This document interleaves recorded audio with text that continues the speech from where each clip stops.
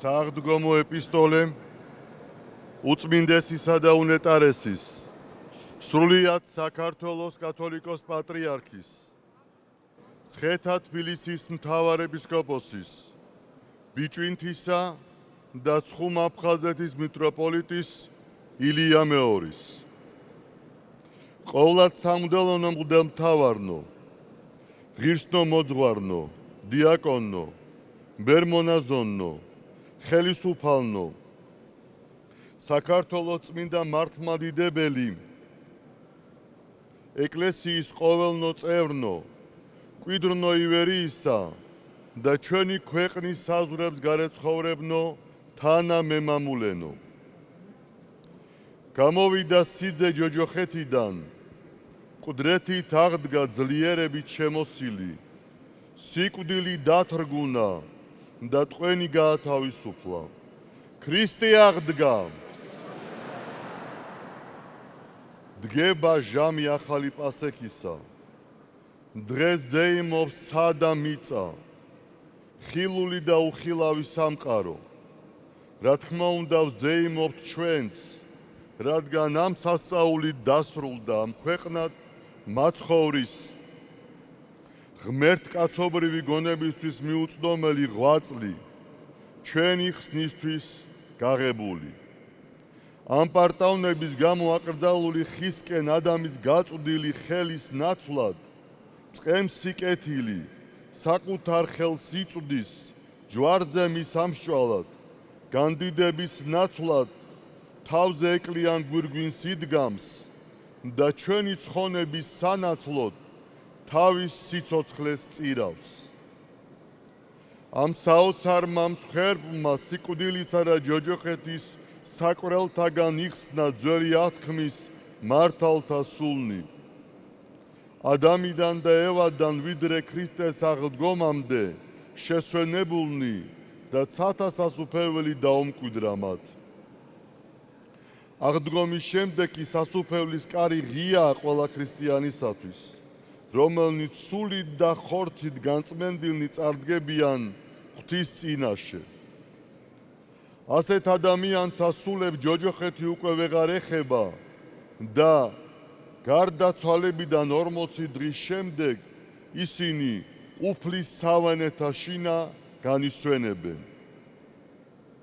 ამ სიხარულს ათასლეულთა მანძილზე ელოდნენ თაობები უფალი მოვიდა რომ წინამძღვრად ექცეს ჩვენს აზრს გრძნობას მოქმედებას სულსა და გულის წადილს რომ დაგვეხმაროს შემოუბრუნდეთ და გამოვასწოროთ ჩვენი დაცემული ბუნების ნაკლოვანებანი სულიერად გავიმართოთ და ჩვენი ცხოვრება მარადიულად მოზეიმეს ზესისკენ მიმავალი გზის დასაწყისად ვაქციოთ რა თქმა უნდა ჩვენ სულსა და სხეულში ფევზგადგმული ცოდვისაგან თავი დახსნა ჭირს რადგან ეშმაკი ათასნაირ მახეს უგებს მორწმუნედ რომ ღვთის გზა დაავიწყოს ამიტომაც ყველა ქრისტეს მოყვარეს აუცილებლად ეკლიანი და ვიწრო ბილიკის გავლა მოუწევს და ამისთვის მზად უნდა ვიყოთ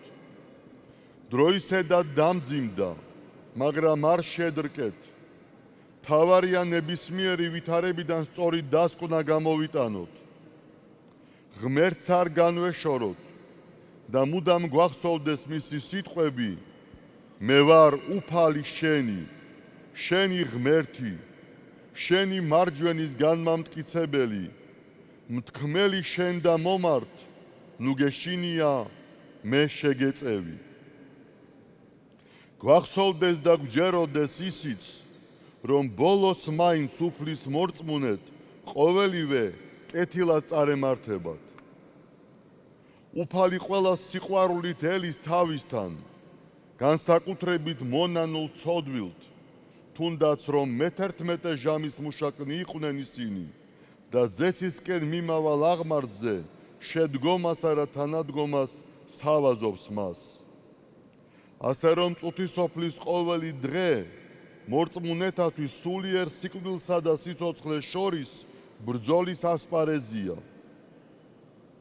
ამ ბრძოლაში გამარჯვება გმართებს. ხსნის გზა გაკვალულია. მის გასავლელად კი ყველა პიროვნულად ჩვენი შრომა გვაქვს გასაწევი. სასუფეველი ცათა იძულების და რომელნი აიძულებდნენ, მათ მიიტაცონ იგი. გვასწავლის მაცხოვარი. ანუ ცათა სასუფეველი დიდი ძალისხმევით მოიპოვება და ვინც ამ ღვაწლს გასწევს, ის დაიმკვიდრებს მასში ადგილს. როგორც აღვნიშნეთ, მაცხოვრის აღდგომის შემდეგ ძველი და ახალი აღთქმის მართალთა სულნი ღვთის საუფლოს მკვიდრნი გახდნენ და ხდებიან, მაგრამ მხოლოდ სულით მყოფობა ცათაშინა ჩვენთვის არ არის სრულყოფილი მდგომარეობა. მაცხოვრის გამომხსნელობითი ღვაწლით სული თავის უხრწნელ სხეულს აუცილებლად შეიმოსავს და როგორც ჯვარცმით მართალთა სულნი ერთიანად დახსნილ იყვნენ ჯოჯოხეთის ტყვეობისაგან და ზეციურ დიდებაში გადაინაცვლეს, ასევე ქრისტეს მეორედ მოსვლის შემდეგ მოხდება მკვიდრთა მკვდართა საყოველთაო აღდგომა. მოისმენენ საფლავში მყოფნი ღვთის ძის ხმას და გამოვლენ სიკეთის მოქმედნი სიცოცხლის აღდგომაში, ხოლო უკეთურებათა მოქმედნი საჯელის აღდგომაში. გარდაცვლილ მართალთა ხვედრზე კი ასე წერს წმინდა წერილი. ითესება ხრტნილებაში და აღდგება უხრწნელობაში. ითესება უძლურებაში და აღდგება ძლიერებაში. ითესება უპატიობაში, აღდგება დიდებაში. ითესება მშვინვიერი სხეული და აღდგება სულიერი სხეული. და მაინც რა არის ამის საფუძველი? იესო ქრისტეს მიწიერი მყოფობა ჯვარცმამდე და ჯვარცმის შემდეგ ამაღლებამდეც ნებისმიერი დროის მორწმუნე ქრისტიანისათვის ცხოვრებისა და აზროვნების წესით განსაზღვრელია და თუ გწამს რომ იესო მოკვდა და აღდგა, ასევე ღმერთი მათაც, რომელნი დაძინებულნი არიან, თავისთან მიიყვანს იესოს მიერ, ესე იგი სასუფევლისთვის აღადგენს სხეულებრივად. როგორც აღვნიშნეთ, ეს დღე ყველა მიცვალებულისთვის მეორედ მოსვლის შემდეგ დადგება. მაცხოვარმა კი აღდგომისთანავე უხრწნელი სულიერი სხეული შეიმოსა და გახდა პირმშო შესვენებულთა.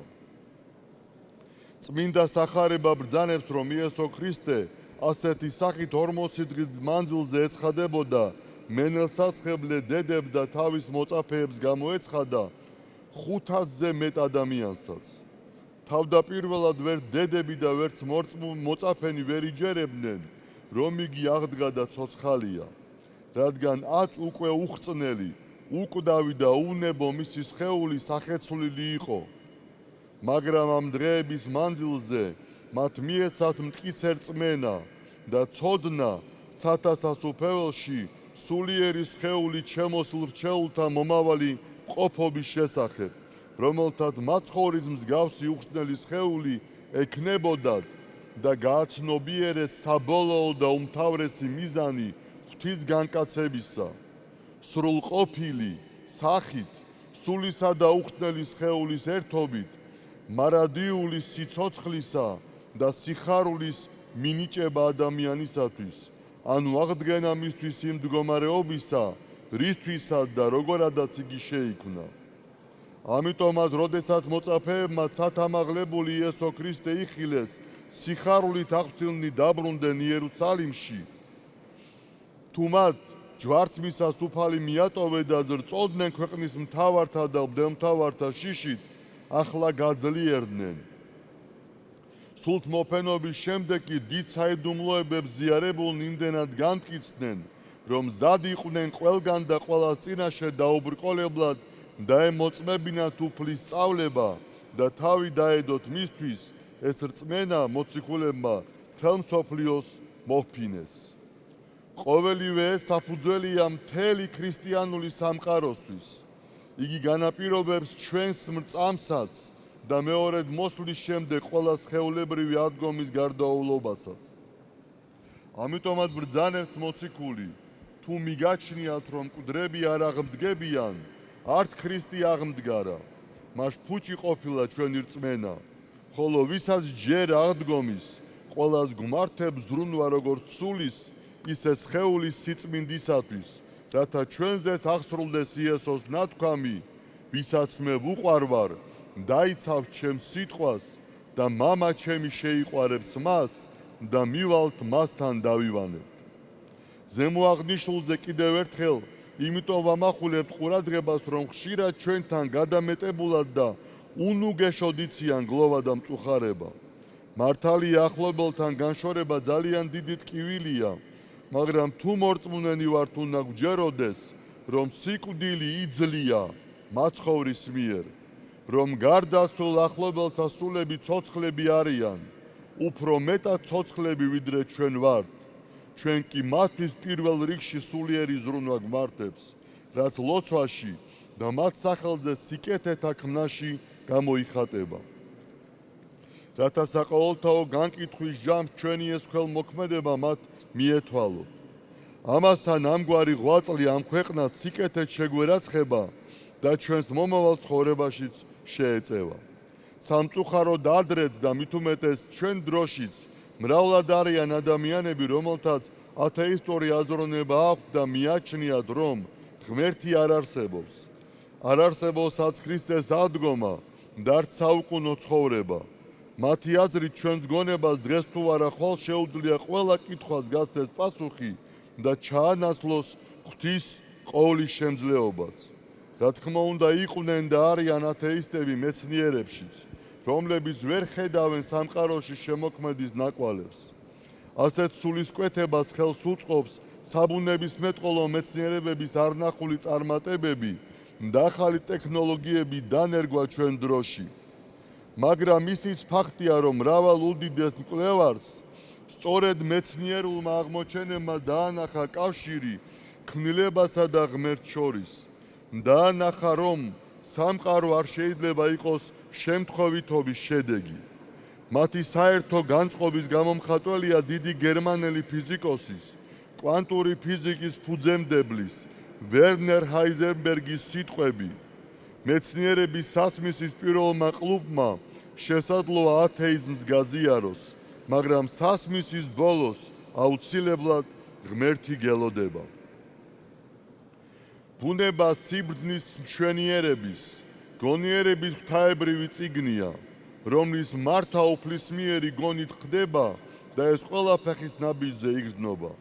დედამიწაზე და კოსმოსშიც მოქმედებს დიდი კანონები და კანონზომიერებანი, რომლებიც ადამიანს არ დაუწესებია და ეს წესრიგი ჩვენი ნებისა და აზროვნების გარეშე არსებობს.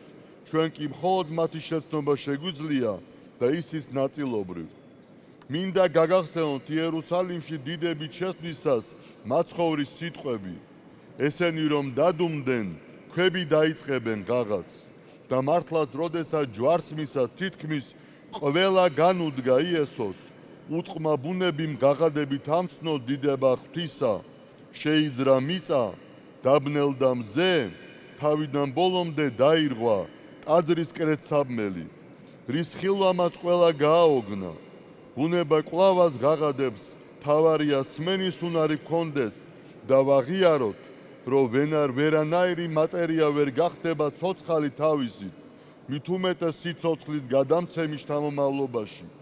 და რომ მხოლოდ სიცოცხლე შობს სიცოცხლეს, რომლის საწყისიც არის მასში, ვინც არის სათავე მარადიული სიცოცხლისა და თავად სიცოცხლე, მე ვარ გზა, ჭეშმარიტება და სიცოცხლე ბრძანებს მაცხოვარი.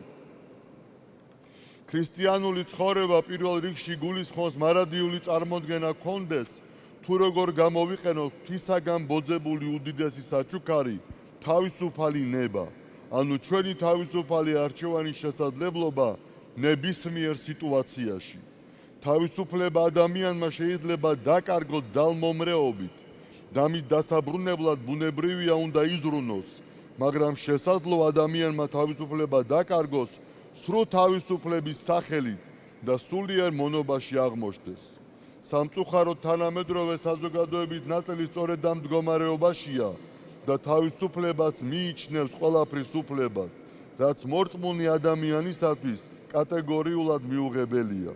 ყველაფრის უფლების დამკვიდრება ხდება ზნეობრიობის უგულებელყოფით და ამ სიტყვის ნამდვილი მნიშვნელობის დაკარგვით, მისი შინაარსის სრული სახეცვლილებითა და გაუკუღმართებით. ამიტომაც რომ თავისუფლების, სიყვარულის, ადამიანის ღირსების შესახებ ყველა საუბრობს, მაგრამ დღეს უკვე რადიკალურად განსხვავებული მნიშვნელობით. ჩვენთვის თავისუფლება ნიშნავს საკუთარი თავის შეცნობას, სრულყოფისაკენ სწრაფვას, ჩვენი სულის სიღრმეში ღვთის ხატად შექმნილი ჩვენი დაფარული მეს პოვნას. თავისუფლება სწორედ ამ რეალურ მემდე მიღწევა და მისი აღმოჩენაა.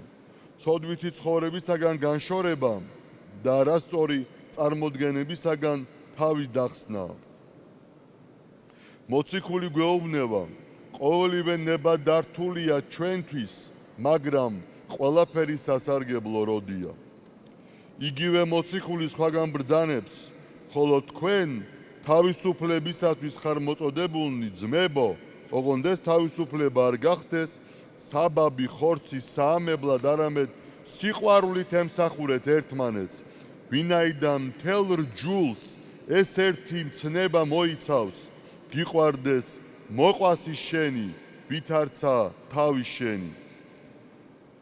ამ სიტყვებით კარგად ჩანს, რომ ჭეშმარიტ და თავისუფალი პიროვნება თავისუფალია ეგოიზმისაგან და მისი ცხოვრება სიყვარულზე, ზნეობასა და სათნოებაზეა დამყარებული. ასეთ ადამიანთა სიმრავლე ქვეყნის სიძლიერია. ჩვენ საზოგადოებაში ქვეყანაზე ზრუნვის მოტივით სამწუხაროდ მრავალი მხრიდან აქვს ადგილი კატეგორიული აზროვნებას და მძლავრობს აგრესიული მეტყველება, რაც მოსახლეობაში მკვეთრ პოლარიზებას იწვევს.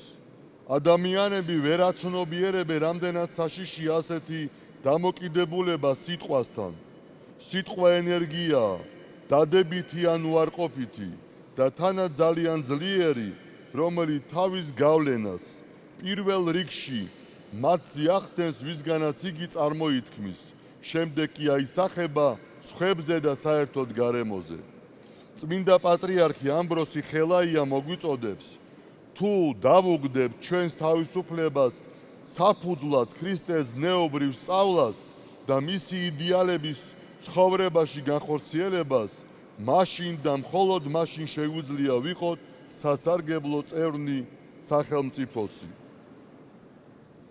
ჩვენ ცხოვრობთ რთულ პერიოდში, ფეთქებად საშიშ დროში, როდესაც ბირთვული კატასტროფის საფრთხე რეალურია. ამიტომაც განსაკუთრებით ვფიქრობთ მშვიდობაზე, რომელიც არის ძვირფასი საღვთო ძღვენი. ნეტარ არიან მშვიდობის ყოფილნი, რამე თუ ისინი ძედ ღვთისად იწოდნენ, გვასწავლის უფალი ჩვენ, როგორც იესო ქრისტეს მიმდევრებს გვაქვს ვალდებულება სიტყვით, საქმით, მოქმედებით ვიღვაწოთ მშვიდობისათვის, მშვიდობით ვემსახუროთ ერთმანეთს და სამშობლოს. ხოლო მშვიდობიანობის დროს არის შესაძლებელი ნათლად გავაცნობიეროთ ჩვენი დანიშნულება და ღვთისმომადლებული უნარი წარმოვაჩინოთ. ხოლო ამ გარემოში, სადაც ადგილი აქვს მტრობას, ძალადობას, უსამართლობას, მშვიდობა ვერ დაივანებს. ომი კი მშვიდობის საპირწონე უკიდურესი ბოროტებაა, უფლის მცნებათა დარღვევაა და მრავალთა სიცოცხლის ხელყოფა. საუკუნეთა მანძილზე ჩვენი ქვეყანა მტერთა შემოსევებს იგერიებდა და მშვიდობა მუდამ სამყარო ჰქონდა. დღესაც ქვეყანა უმძიმეს პერიოდს გადის და ძალისამებრ ჩვენისა გვმართებს ვიზრუნოთ ჩვენი მშვიდობიანი ხვალინდელი დღისათვის, ვიზრუნოთ ქვეყნის განვითარებისა და კეთილდღეობისათვის ჩვენ ძმებთან, აფხაზებთან და ოსებთან მშვიდობიანი თანაცხოვრების საფუძვლის შექმნისათვის. შევთხოვ უფალს, მოწყალე თვალით მოხედოს საქართველოს და დიდ ჭირთა და განსაცდელთაგან გვიხსნას. კადნიერდები და ასევე ვთხოვ ტკბილი ესოს. როგორც აკურთხა მშვიდობით აღდგომის შემდეგ მოციქულები, უკრაინა და მთელი მსოფლიო ღირს ყორს მიმართვისა მშვიდობა თქვენდა. ჩემო საყვარელო სულიერო შვილებო, მას ვიხარებდეთ ქრისტეს აღდგომით და ვიქადოდეთ ღვთისა და მოყვასის სიყვარულით. ვიხარებდეთ ქრისტეს აღდგომით და შევიმოსოთ მისი ძლიერებით. ვიხარებდეთ ქრისტეს აღდგომით, გქონდეს სასოება ღმერთთან ერთობისა და ნუ იქნება ფუჭი ჩვენი რწმენა. ქრისტე აღდგა. ვიხარებდეთ ქრისტეს აღდგომით და ერთობით ვადიდებდეთ მამასა და ძესა და წმინდასა სულსა, რომელსაც ჩვენის პატივი და თაყვანისცემა უკუნითი უკუნისამდე. ამინ. სიყვარული თქვენთვის მლოცველი ილია მეორე, სრულიად საქართველოს კათოლიკოს პატრიარქი, თბილისი, აღდგომა ქრისტესი, 2023 წელი.